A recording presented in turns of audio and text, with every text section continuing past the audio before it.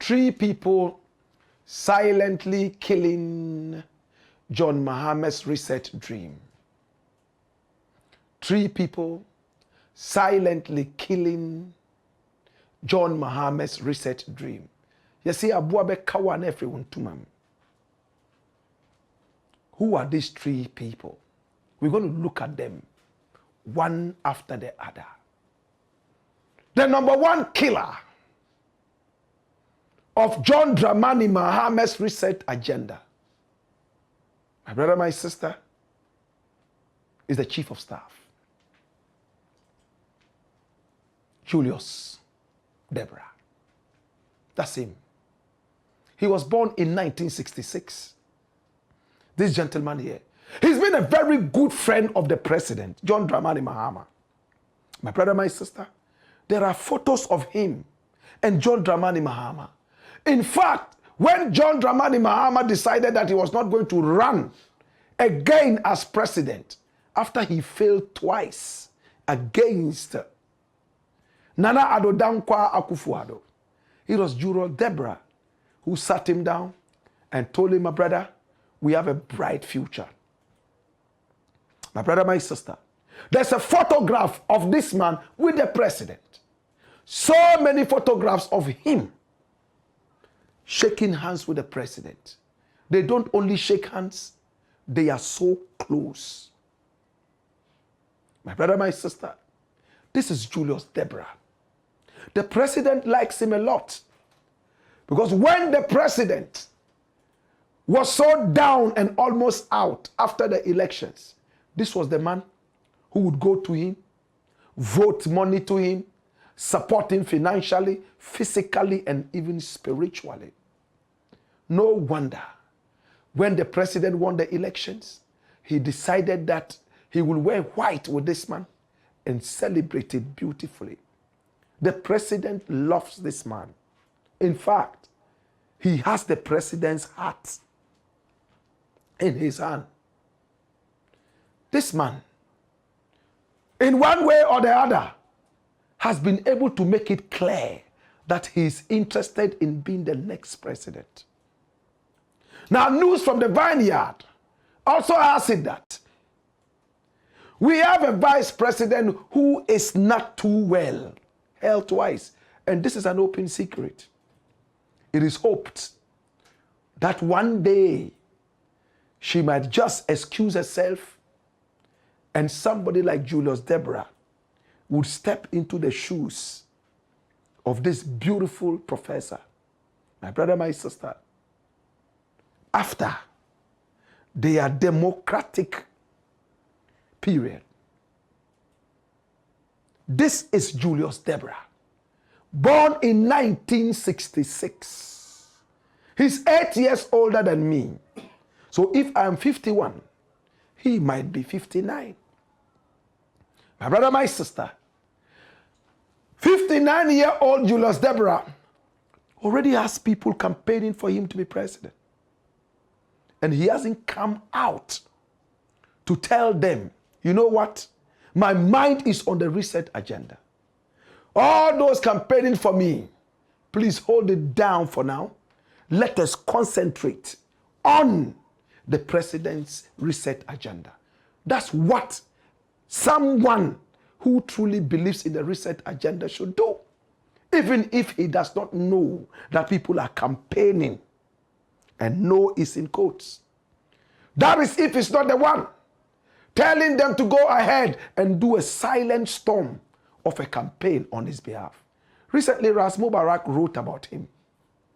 We have many other people who are saying things that could only come from the camp of this man, knowing how politics is, preparing the minds of Ghanaians. I am told that the president is silently grooming him so that he might take over from him. It's another way of saying thank you to Julius Debrah for holding him whilst he was down. It's not a crime, but is it not too early to do this? Is it not a way of looking down on the reset agenda?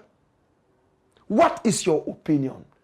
Now, from 59-year-old Julius Debrah we go to a 69-year-old Asiedu Nketia. 10 years difference. It's interesting. That's him. He will murder them. That's him. Asiedu Nketia also has his eyes fixated on the presidency, whether you like it or not. There are some prophets who are already touting and heralding his coming in as the next president. He's glossing in the glory of being the next president. Now he's even on a thank you tour. People like Sami Jemfi have played down on the fact that he going on a thank you tour is a way of bringing some focus lights on his ambition as the next president, the successor to John Dramani Mahama. My brother, my sister, this is Asiedu Nketia. Now, some propagandists have already started working against him. They say he doesn't look like a president. How does a president look? What does a president look like? And what does he look like now? A Lotto kiosk boy? My brother, my sister, this is another person who is silently killing John Dramani Mahama's recent dream. They should all come out and say that, you know what? Nobody should talk about me being the next president. Nobody should campaign for me. We are fixated on the reset agenda. He's the longest serving, in fact, in his position as secretary of the party. He worked with Rawlings in the days, worked with many other such people. Asiedu Nketia is a 69-year-old. In 2028, 3 years from now, he will be 72. Julius Debrah would be 62. Under normal circumstances, they will both be retirees if they were working as just civil servants. My brother, my sister, the third person who is also looking down on the reset agenda, my brother, my sister, is the 79-year-old. So you see that? From 59 to 69 and now 79. 10-year gaps. This man here called Kwabena Dufour. In fact, he's somebody with hot brains when it comes to the economy. He contested against Mahama, and at a point, his propaganda fell flat, and he decided to pull out. I don't trust him. This was a man who refused to pay his own workers, working on radio. Maybe he didn't have the money, but he had enough money to buy laptops and other things to go out and give to people to support him in his ambition to become president of the nation against Mahama. This is Kwabena Dufour. He's 79 years old. My brother, my sister, by 2028, this man here will be 82 years. He's waiting to be president. After Nana Akufo-Addo, I'm sure a lot of Ghanaians are saying no to old men becoming presidents of our nation again. But Mahama loves him too. In the last election, in fact, they fell out a little bit because he went on a tangent that was very demeaning against the president right now, Mahama. Mahama is a forgiving soul. He might just push that away and say, well, let the best win. Who is Mahama going to support at last? Is Mahama going to be able to call all these people together and tell them, you know what? Let us keep our eyes on the reset agenda. This is what is going to make your succession better.